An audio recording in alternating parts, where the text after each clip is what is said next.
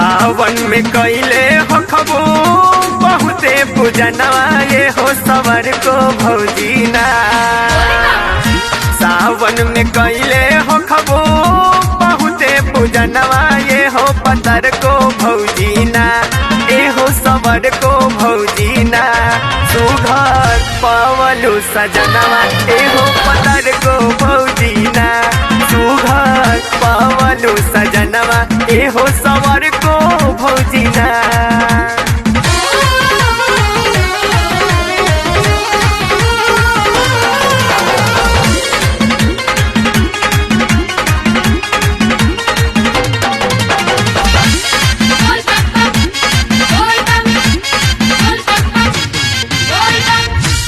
कहू न छोड़ले होइबू सावन सोमारी अर्जी लगवले रहू बाबा दुआरी।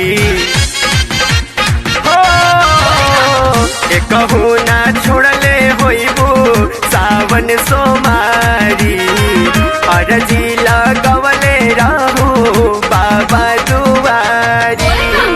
दिलवा के तो वही पूरा भइल रमनवा। ये हो सवर को भौजीना ए हो पतर को भौजीना सुघर पवलू सजनवा। ये हो पतर को भौजीना सुघर पवलू सजनवा।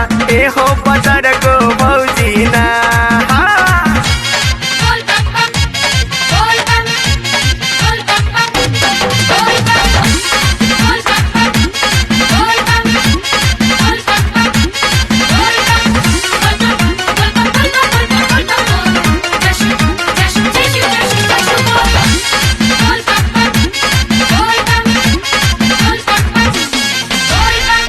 भोरही नहाई धोई जलवा चढ़ाइलू तब हिनु मुँह मांगल फलवा तू पाइलू।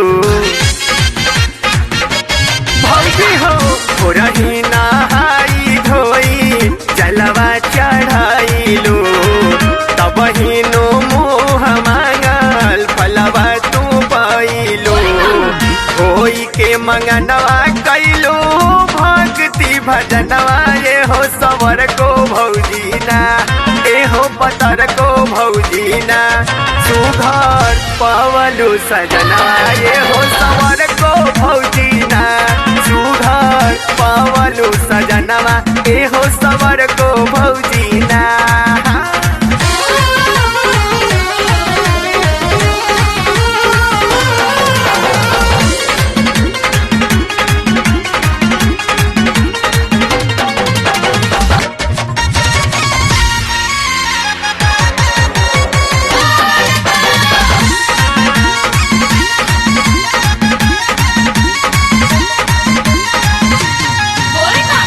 साँझ सवेरे कैलू मन से रतिया तोहरो जोड़ाई दिहले बाबा हो छतिया। साँझ सवेरे कैलू मन से रतिया तोहरो जोड़ाई दिहले बाबा हो छतिया। रोहित तुषार कुश मांगले मंगनवा। ये हो सवर को भौजीना ए हो पतर को भौजीना सुघर पवलू सजनवा। ये हो सवर को भौजीना सुघर पवलू सजनवा। ये हो सवर को भौजीना।